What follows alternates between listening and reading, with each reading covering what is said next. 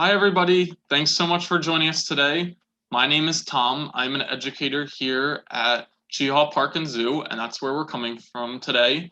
And what I'm going to talk to you about today is one of my favorites. We're going to talk about the life cycle of amphibians. And we're going to use today a frog as our example or our representative of amphibians so that we can learn about their life cycle.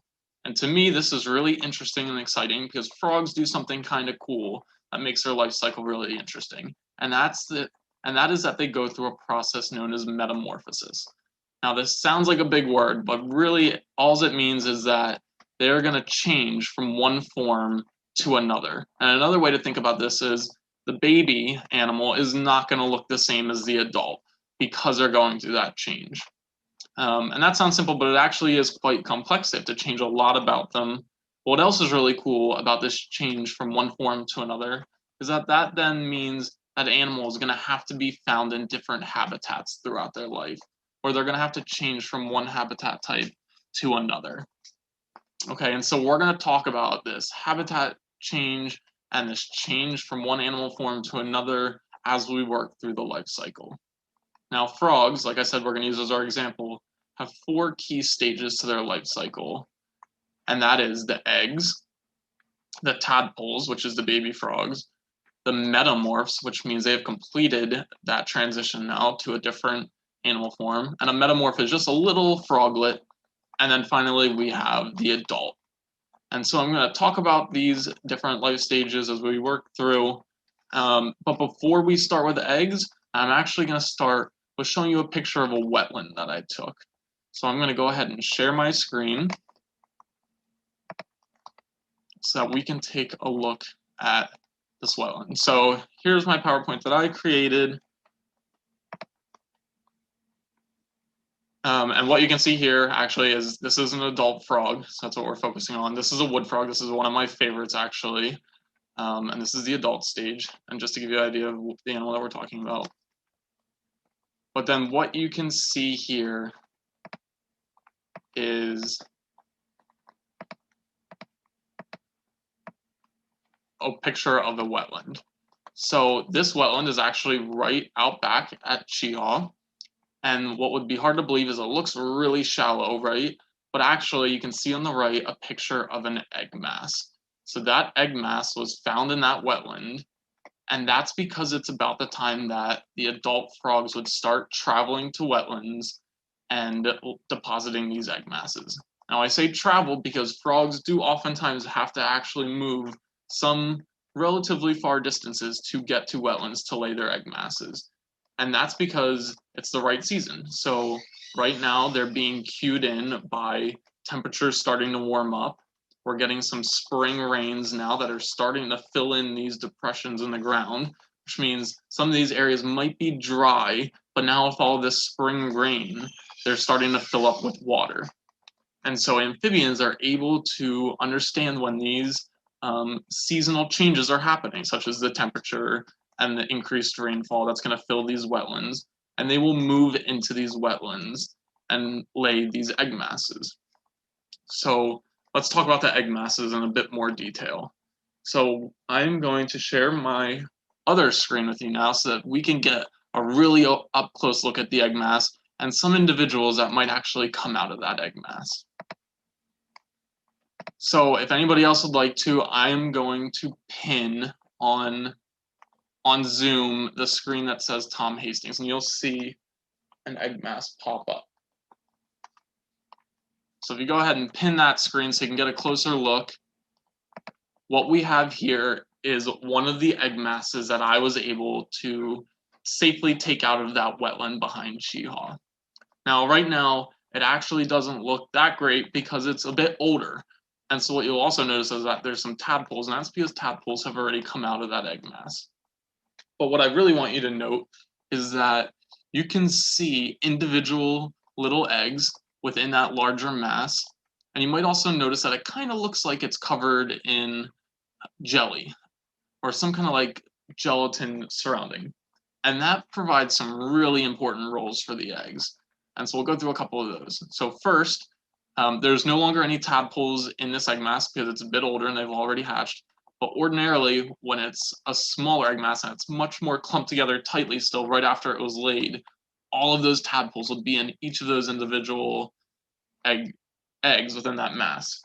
And so what the jelly does is it surrounds the eggs, and that can actually provide a lot of protection for tadpoles when they're just starting out and they're really small, and that protects them from other animals that might be in that wetland from eating them when they're very prone or vulnerable to being eaten by other animals. So they need that jelly to surround them so that they can't get touched by any of the other animals or eaten. Another thing that that jelly does is it can keep the eggs moist. So that's really important because they need to stay wet. They're tadpoles. They need to be in the water, right? They need to stay wet while they're developing. And so if conditions do get a bit more dry, that can act as a nice little safety for them to stay moist. And then finally, what can happen is the jelly and the fact that all the eggs are clustered really close together can help keep the eggs warm. And so staying warm can be important in some areas too. Maybe not necessarily here in Georgia where things are warming up already anyway, but frogs will lay eggs like this, egg masses like this, all over the United States. So some areas may get cooler again after the eggs are already laid, and having all the eggs clustered together and wrapped in that jelly can help keep them warm. And what's really cool is that sometimes lots of these egg masses will be laid really close together, and they actually create what's called a raft. So think about a raft floating on the top of a pool or something like that. Sometimes there's so many egg masses clustered together and they're floating on the surface of the water that they actually look like a raft themselves. And that's really important for keeping eggs warm too in some locations. So some of those egg masses that are more towards the center of the raft will actually be kept warm and have a better chance of hatching out some tadpoles. So it doesn't look like there's that many eggs in this egg mass, but actually there can be up to 1,000 eggs all holding a little tadpole within just a single mass like you see right here on this screen, which is incredible. And that's just one female laying an egg mass. So think about if we have 15 females all coming and laying an egg mass right in those rafts. That's a lot of tadpoles. So it is not uncommon for frogs to lay a lot of eggs. And this happens, again, like when it's starting to warm up around now. And that's because tadpoles can be a little exposed to animals that might want to try to eat them. So it's important to have really high numbers because we want some of those tadpoles to turn into frogs, right? So really cool that these frogs lay these egg masses. They're usually attached to vegetation in the water, and then you'll see tadpoles come out of them. Okay, so I'm gonna go back to my other screen to show you the wetland. I'm gonna unpin this one.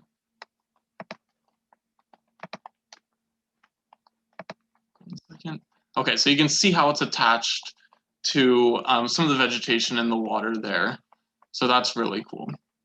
Okay, and then what will happen next is that once the tadpoles grow and develop enough in these egg masses, you'll see in this picture that there's some tadpoles sitting on the edge of it, right? So what is happening is those tadpoles have gotten old enough that they are going to develop and they are going to hatch out of that egg mass. So what you can also see in this container is some tadpoles. So that is our second stage. You can see that they're characterized by their body, and then what's really key is the tail. So you can see the one in the corner there swimming. Oh, he's out of range. So you can see at the bottom there that tadpole swimming. That tail is important for them since they are in this wetland habitat. So they need to be able to swim around. And then what you can't see that they have also that's really important for tadpoles is they have gills. And those gills are really important for them to be able to breathe underwater while they're still in this young stage. So again, you can't see them, but they are really important. And while these tadpoles are in this aquatic environment, they're what we call herbivores. So herbivores are animals that eat plant material. So when these tadpoles are in this young stage and they're in the water, they are feeding on plant matter, maybe some algae, but they just roam around, they swim around, they graze, and that's how they get their food. Now, what's really important about this stage is they start to transition in this stage. So this is when that metamorphosis that we were talking about starts to happen, or that change from one form to another. So right now, the tadpoles that I had collected, they're still relatively young, right? Because this egg mass hasn't been hatched for too long, which is why we can even still see some of those individual eggs. When they get really old, you won't even really be able to distinguish an egg mass. It'll completely separate out. So these tadpoles are still relatively young. And so what we can't see yet is any back legs starting to develop, but over time, you will start to see back legs growing off of the tadpoles themselves. And that's a good way to know that that change has started to happen from one form to another. And that's really cool. And that's not the only thing that happens. So they start to grow back legs, but what happens to the tail? When we see frogs jumping around in the, in terrestrial environments on the ground, we don't see tails, right? So they need to absorb their tails. They don't break them off or anything. They actually absorb them and break them down, and they use it kind of as food so that they can keep growing even closer to that frog stage. They need to grow front legs, and then if you think about it, they have to grow a whole lot. So they have to develop a whole lot. So when they're just eating plant material in the water, like I mentioned, they don't need a tongue, right? But when they're on land and they're catching other food, they need a tongue. So they have to grow a tongue. They need front legs. They need to change some of their insides. So when they're out of the water, they can't rely on those gills anymore, sort of like fish do. They need to develop lungs like we have so that they can breathe on land. So those are just a couple examples of all the things they need to change. So it's really important to understand that these little tadpoles are going to undergo a lot of changes during this transition from a tadpole to a frog. So it's not just the obvious changes that you can see, but it's all their insides are changing as well.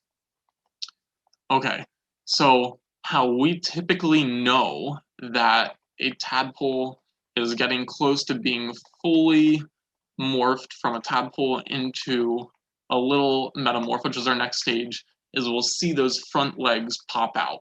So the back legs will develop relatively early on, but once we see those front legs, we know that they are probably capable of starting to make their way on land. And that's a good indicator for that. Now, they might not necessarily do so because they might still have a bit of a tail that they don't want to be dragging around and pulling behind them when they're on land.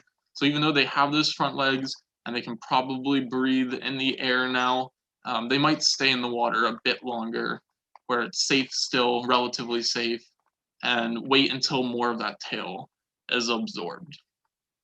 So this is a look at our tadpoles, and we're going to remove the pin now and switch back over to that other screen so we can start talking about metamorphs. Okay, so now we've moved on to our next stage. And so on the left, these two little metamorphs, or little froglets on the left, are wood frog metamorphs. Now, I showed you at the beginning of the presentation that adult wood frog that I said was one of my favorites. This is how small they are when they first move onto land after growing out of that tadpole stage. Now, the wood frog metamorph on the top is enlarged. That's not the real size of the animal. I just made it bigger so you could see some of those characteristics, like that tail. You can still see how there's a little bit of a tail sticking off the end. That will be completely absorbed. In fact, the animal on the bottom or the one on the right here are a bit closer to the actual size that those animals might be when they first come on land. And they're tiny. They can be as small as your fingernail. And so that picture on the right, that's a different species. That is a spring peeper. So those are the really pretty frogs that make the really loud chirp at night that you can probably hear, the really high-pitched noise. But you can see that frog on just the knuckle of somebody. So that gives you a really good idea of how small they are when they first come on land. And wood frogs, even though they get much bigger than a spring peeper, they're just as small when they come out. Okay, so some important things. So now you can see that they're using all four of their legs. They're going to start moving around on land. But what else is really important is now they're on land and they're not in the water, so they're going to start eating things like insects. So now they are carnivores, right? So that was why it was important that they developed that tongue. They had to update their digestive tract, because now they need to start eating things like insects. Another challenge that they may have now that they've moved onto land and out of the water is that there might be some more predators that are trying to eat them now. So now they have to worry about finding cover. And tadpoles may have to do this too. They may hide in vegetation in the water. But on land, they need to start finding cover or using camouflage to hide, because things like birds, snakes, maybe even some mammals, lots of things will try to eat these frogs, especially since they know that a lot of these animals are going to be coming out of that wetland. They can actually target them because they're coming out of specific locations like that. So it's really important for them to try to, get underneath leaf litter really quick maybe and hide, because that's a new challenge they have now on land. And then one last thing is that's really key for this move onto land now, is that they have, and you can kind of tell in these pictures, they have really thin, shiny looking skin, and that's because it's usually wet. So amphibians need to maintain moist skin. And the reason that is that they have pretty specialized skin, or cool skin, in that they can breathe through it, which is kind of strange to think about, right? But because it's so thin, water can actually move across it, and so can oxygen then. And so they don't need to fully rely on their lungs. They can just transfer oxygen and air through their skin to breathe. Now, while that's really cool and helpful, the downside of that is that water can also move freely out of that skin and out of their body. So if they're found in a really dry area, they're going to start to lose a lot of water. And one really big concern for these animals is that if they lose too much water, they'll dry out. So when frogs and little metamorphs like this move onto land, it's important that they're not only finding cover and food and protecting themselves, but they also need to find moist locations so that they can continue to be able to breathe and remain wet and safe like that. Okay, and they may also even just choose an area with more moisture in the air. So you know how it feels sticky and it feels really wet in the air, and that might be uncomfortable to us. That's not necessarily uncomfortable for them. They actually like that because that means it's a wet environment and they'll be able to stay hydrated and wet. So that's really good for them. So these metamorphs, they will continue to grow and feed until they get bigger, and then once they are large enough, they will grow into an adult. So what I have here for you now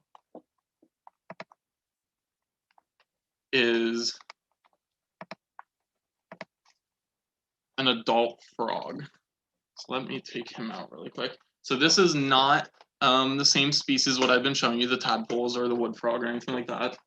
This is actually an animal that is not native to Georgia, which means they're not typically found here. This frog is actually from Australia. So give me 1 second while I grab him.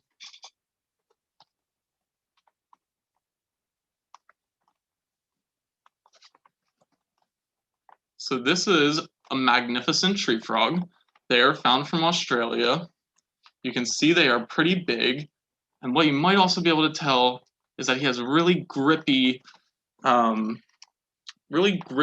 toe pads. So since he's a tree frog, those toe pads are really important for him to be able to grip onto different surfaces, such as tree bark or anything like that. But what's kind of funny is that even though they're called a tree frog, this animal itself is typically found more in rocks or crevices. So they're really cool. What you can also see is they have a really big head, kind of, and that's because they have poison glands on their head that taste really bad, and it might try to deter other animals from trying to eat them. So we were talking about when these frogs move on land and out of the water, once they're adults or young frogs, something that's important now that they have to do is try to protect themselves and not get eaten, right? So this is a way that this magnificent tree frog can try to protect themselves. It's by having that nasty taste so that hopefully things won't want to eat them. And then we were also talking about finding shelter. So they will go into crevices and rocks to find habitat. on land. But I also just wanted to show you an adult frog so you can see how big the changes are from a tadpole that I was showing you earlier. So you can see these front legs here, right? It doesn't look like a tadpole at all. He has those front and those back legs. And so that's the full transition that happens from a tadpole or that larval stage in the aquatic environment to now an adult. So really cool. These guys are really cool. They actually do most of their hunting at night. So like I was also mentioning, once they're now adults, they will eat things like insects. So these magnificent tree frogs in Australia, their diet when they're adults is primarily insects, and they will hunt that at night. So really cool frogs. You can kind of see how swollen his head is up here, and those are those poison glands that I was talking about. And so now we are at the adult stage. You know, again, they have to, you can see how shiny his skin is, so he can also breathe through his skin and retain moisture through his skin.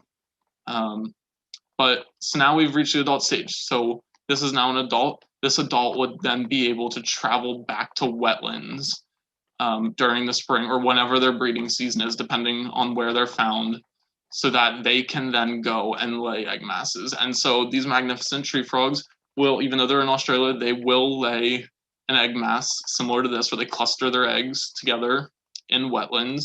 And what else is cool, which I didn't mention earlier, is that during the breeding season, the males will vocalize really loud. So they're called breeding calls. And what that's doing is the males are trying to call the females for breeding. So that's part of their life cycle as well once they start that behavior. Okay, so that's the life cycle of a frog. I'm also going to show you really quick another amphibian just to kind of make a comparison and show you one other variation of the life cycle of an amphibian. But this concludes the frogs. I'm going to put this away.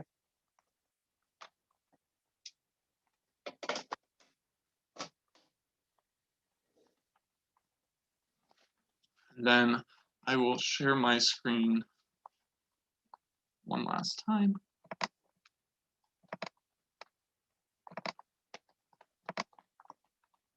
Okay, so a frog is one example of an amphibian to work through the life cycle, but there is also what we call salamanders. So this is a marbled salamander. They're very pretty, as you can see.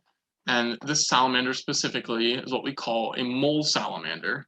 So just like moles do when they dig into the ground, these salamanders also will go into burrows in the ground when they're adults. But what you can see is three on this screen right here is you can see three of those stages of the life cycle of an amphibian again. So we have an adult, which has those black and white color patterns right here. And what the adult's on top of, actually, which you may not have noticed, is the eggs. So they're kind of cool in that the adults will kind of defend the eggs. But very similar to the frogs I was showing you in the egg masses, these salamanders also rely on shallow wetlands, smaller wetlands, to lay their eggs in. And so those eggs will eventually get filled in with water. And so something else I didn't mention is that all of these animals, or amphibians in general, a lot of them, they like really temporary wetlands because they do not have fish in them. So that's one big predator in the water that they want to try to avoid so that they do not get eaten. Because fish are very good at eating all the tadpoles. So laying eggs in these really small wetlands, like that picture I showed you, that are temporary, meaning they will dry up eventually, is important so that fish can't be there because they need permanent water that stays all the time, right? So they will oftentimes try to find wetlands that are only temporary so that they cannot be eaten by fish. But that also means those tadpoles have to develop pretty fast and turn into frogs within just one season, just a couple of months. Okay, and then what you see here is not a tadpole, but this is the larval or the aquatic stage of a salamander. So you can see they also have these gills here, these really feathery gills. They also need gills to breathe in the water. They also have that tail and the tail fin. And then, you know, they will also morph into a terrestrial juvenile. So not a little froglet, but a little baby salamander. And so what I have next is a video of a juvenile marbled salamander. And what you'll see here in a second is some of that behavior of the salamander kind of trying to dig. He's not going to be too successful here because this isn't where he would normally be found. But see how he's trying to go down into that vegetation? That's what mole salamanders do. So again, once they move on to land, these amphibians, they have to kind of try to find cover, right, for protection. The ground is oftentimes moist, like I was mentioning. So these salamanders also still need moisture because they also have that thin skin. And so there's lots of similarities, as you can see, between a frog and a salamander, because they're both amphibians, so they have similar life cycles. And then, so just while we're watching this video, some conservation notes. So a big one, it's actually raining out here today. I don't know about where you all are, but when these amphibians start moving to those wetlands for breeding, like I was talking about, one big threat to a lot of amphibians is getting hit by cars on the road. So one thing you can do is if you're ever in the car with somebody during the spring and you know there's wetlands nearby, just tell them to keep an eye out for amphibians that might be trying to cross the road because we want them to make it safely to where they're going, right? So that's one big thing. And another one is, when we're thinking about amphibians, we really want to maintain tree cover surrounding the wetlands that they're found in, because remember, it's important for them once they get out of the water to go into natural habitats and try to find cover and protection. So that's all I have today on the life cycle of amphibians. I hope you learned a lot and you found this really just as interesting as I do. Really cool changes and transitions in the life cycle of amphibian. Thanks so much for joining, everybody, and we hope to see you again soon. Bye.